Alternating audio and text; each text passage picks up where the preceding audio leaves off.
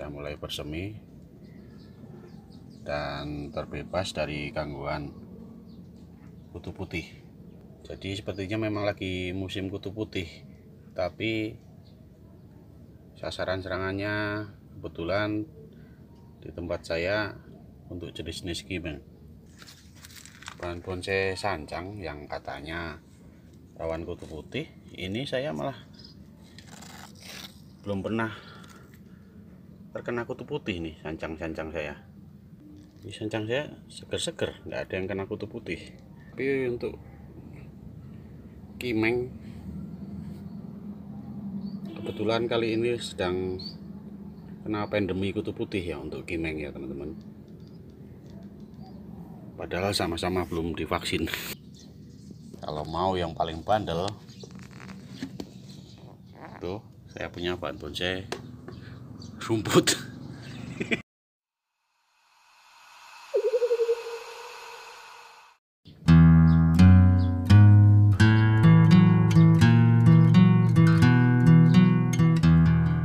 Halo sobat semua, apa kabar? Semoga selalu sehat dan berbahagia ya. Kali ini saya akan sedikit sharing tentang cara saya membasmi hama kutu putih yang menyerang bahan bonsai saya, yaitu bahan bonsai kimeng.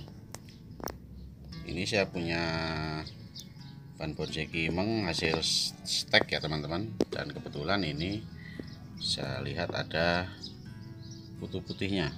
Ini menempel di balik daun dan juga di batang-batangnya. Jadi kalau tidak cepat diatasi, tentu saja akan sangat menghambat pertumbuhannya dan bahkan bisa mati lama-lama. Dan yang pasti kutu putih ini bisa menular ke pohon-pohon kita lainnya kalau tidak segera kita atasi ya teman-teman. Biasanya kutu putih ini karena banyak sebab, diantaranya karena tempat kita menaruhnya terlalu lembab, atau bisa juga dia karena tertular pohon lain. Tapi biasanya faktor utama adalah kelembapan tempat ya teman-teman. Ini biasanya saya atasi dengan cara mudah. Nanti akan saya pruning lalu saya bersihkan dengan ini, cairan pencuci piring ya teman-teman.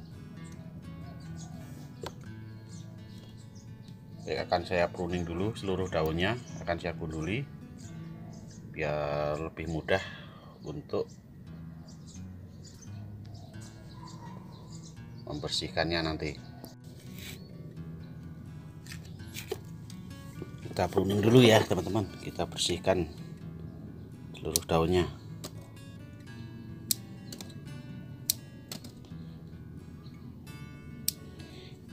Ini daunnya jangan lupa dipisahkan ya teman-teman, lalu kita buang. Ini saya biasanya masukkan ke plastik seperti ini, lalu saya tutup rapat, lalu saya buang biar tidak menular ke pohon lain. Jadi tidak hanya COVID-19 saja yang dikarantina ya teman-teman, tapi kutu putih pun harus kita karantina biar tidak menular ke pohon lain. Nih, kadang saya geli juga, tapi mau gimana lagi. Nih, seperti apa ya, seperti bedak, tapi karena tahu ini hama jadi saya agak-agak geli. Kadang sebel juga kalau bahan bonsai kita ternyata terkena hama ini. Bagi di pohon beringin kadang ada juga hama yang seperti serangga yang ada di daun-daun muda terutama itu seperti kalajengking tapi kecil-kecil sekali, itu suka melipat daun. Itu juga bikin mengganggu pertumbuhan pohon kita. Dan kadang kalau jumlahnya banyak cukup geli juga melihatnya. Kalau untuk hama itu biasanya saya juga lakukan cara yang sama, saya pruning, lalu saya semprot insektisida. Tapi biasanya kalau yang serangga lipat daun itu, asal tidak terlalu banyak ya teman-teman, biasanya tidak terlalu mengganggu. Biasanya daun itu nantinya tetap mekar dan tumbuh, dan biasanya hilang sendiri. Tapi kalau kutu putih ini kalau dibiarkan akan sulit hilang, dan karena dia juga menempel di batang, pasti akan sangat mengganggu pertumbuhannya.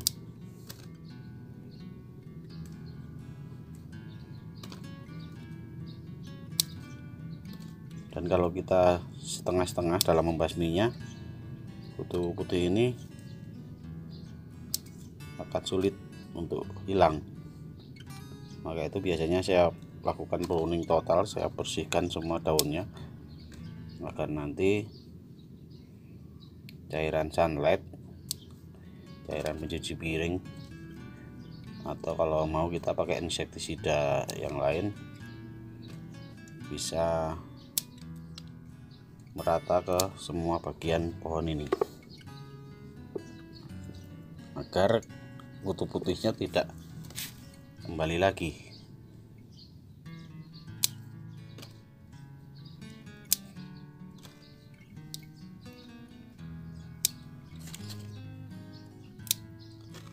Memang kita maunya sih punya pohon bonsai yang bandel dan anti hama, anti kutu, anti penyakit. Tapinya hampir tidak ada ya pohon bonsai yang kebal terhadap segala jenis penyakit. Mungkin hanya jumlah penyakit atau gangguan yang menyerangnya sedikit. Misalnya untuk pohon bonsai anting putri itu hampir tidak pernah diserang kutu putih atau ulat ya teman-teman. Hanya saja dia gangguannya lumut yang di batang. Tapi ya masing-masing pohon memiliki potensi untuk ada gangguan, maka itu kita harus berupaya untuk mengatasinya ya teman-teman.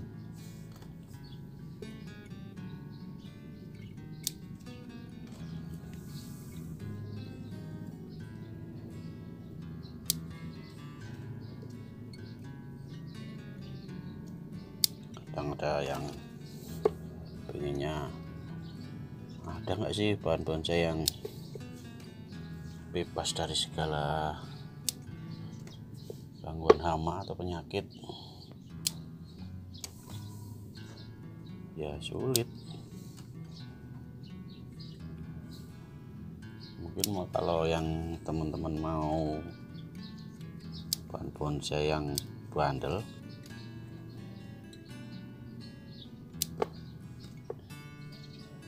tidak mudah mati, dan hampir tidak ada hama atau penyakit yang menghampirinya, ya teman-teman coba aja. Ini saya punya pohon bonsai nih, pohon bonsai rumput. nih, ini anti hama dan penyakit. bercanda ya teman-teman, itu saya iseng-iseng aja. Ini kok rumput kok subur banget, sedangkan bahan bonsai kita aja kadang sudah kita kasih pupuk, tingkat kesuburannya kalah dengan rumput. Maka itu ada rumput, saya sekalian aja saya tanam di botol. Ya lumayan cantik juga kalau pas kita iseng-iseng sempat mempruning. Nanti bisa kita pakai juga untuk pajangan atau bahan presentasi pelengkap kalau kita sedang, ya siapa tahu ikut kontes. Rumput yang subur ditaruh di pot tersendiri untuk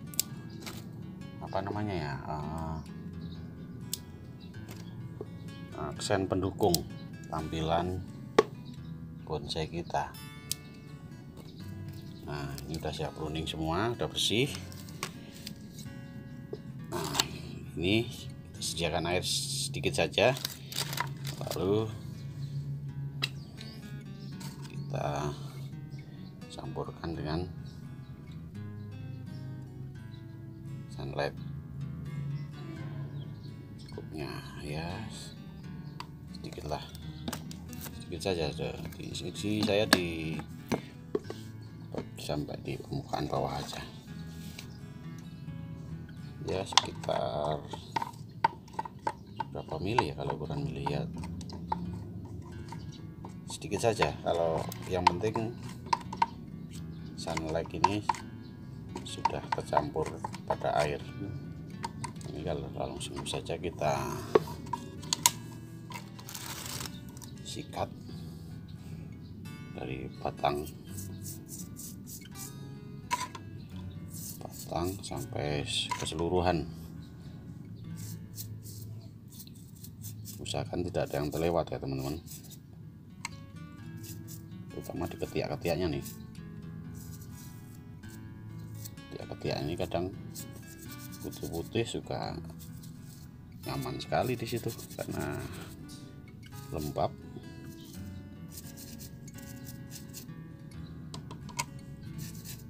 Kita urutkan saja tingkatnya dari batang lalu ke percabangannya sampai ujung. Jangan lupa ketiaknya nih, sela-sela ini nih kutu-kutu yang suka bersarang.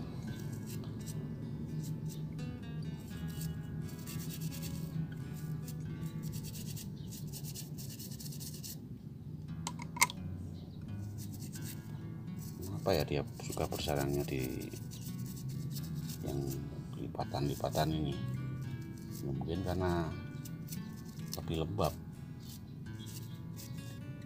jadi dia akan cepat sekali berkembang di situ. Biasanya kalau enggak kita sikat secara merata ini, atau cuman kita semprot-semprot aja,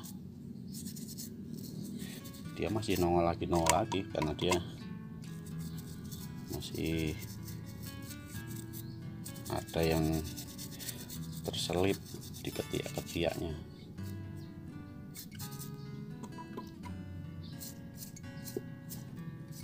Nah,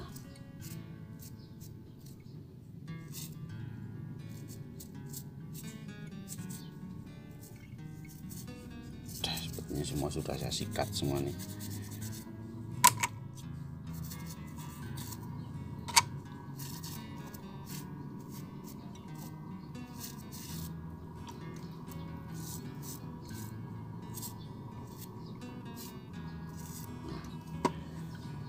Gak usah diguyur air dulu, biasanya saya tidak siram dulu. Tidak apa kalau sunlight ini aman ya teman-teman. Kebetulan ini ada cacingnya. Oh berarti ini yang bikin lembab nih, ada cacingnya. Sebaiknya saya tambahkan juga furadan di medianya, paling enggak untuk agar cacing-cacing sudah tidak ikut mengganggu,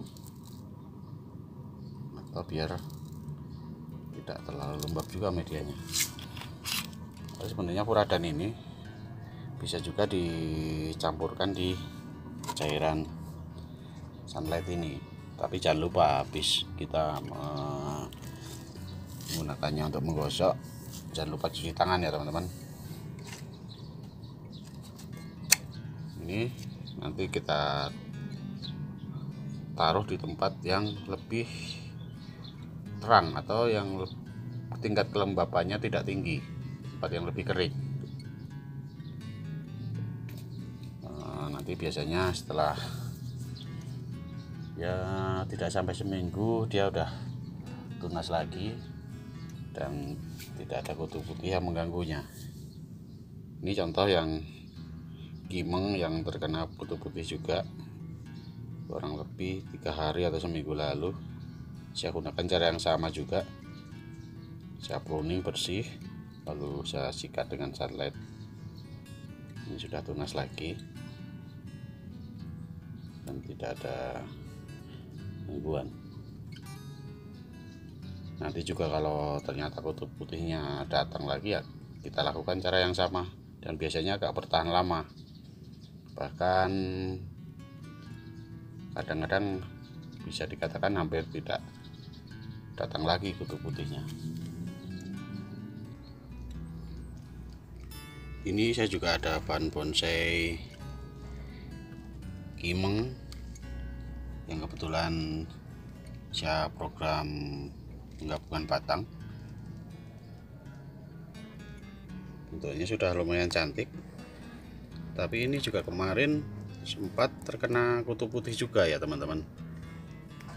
Saya kurang tahu kenapa bahan bonsai kimeng saya pada terkena kutu putih. Ini dengan cara yang sama, beberapa hari lalu saya pruning total dan saya bersihkan dengan cairan sunlight, dan ini sudah subur lagi, sudah mulai bersemi dan terbebas dari gangguan kutu putih. Jadi sepertinya memang lagi musim kutu putih, tapi sasaran serangannya kebetulan di tempat saya untuk jenis-jenis kimeng. Bahkan untuk bahan bonsai sancang yang katanya rawan kutu putih, ini saya malah belum pernah terkena kutu putih nih sancang-sancang saya. Nih,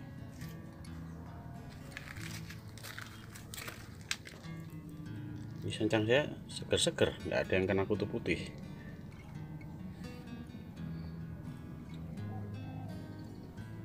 Tapi untuk kimeng,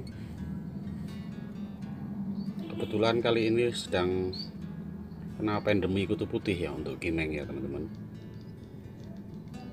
Padahal sama-sama belum divaksin. Nih, untuk yang iprik juga bersih, tidak ada kutu putih.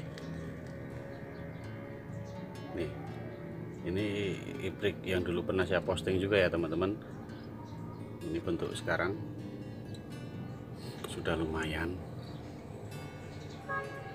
Nanti kapan-kapan saya buat kontennya juga ya teman-teman. Nah, ini untuk jenis-jenis beringin seperti ini, kadang ada serangga yang lipat daun seperti ini. Nah, tapi ini tidak terlalu mengganggu kalau jumlahnya sedikit ya teman-teman, karena nantinya daunnya akan mekar juga seperti ini. Jadi kalau sempat juga sebaiknya di pruning.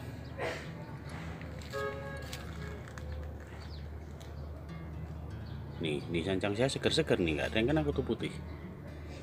Banyak yang bilang sancang paling rawan kena kutu putih, tapi kok kebetulan di tempat saya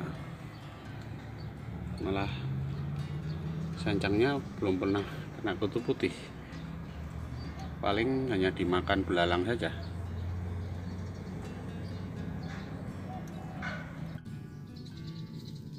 Baik teman-teman, itu sedikit sharing saya tentang cara saya membasmi kutu putih pada bahan bonsai kimeng. Jadi selaku penghobi teman-teman, kita harus telaten untuk mengatasi masalah-masalah seperti ini ya teman-teman. Jangan, kalau memang kita turuti, kadang kita malas untuk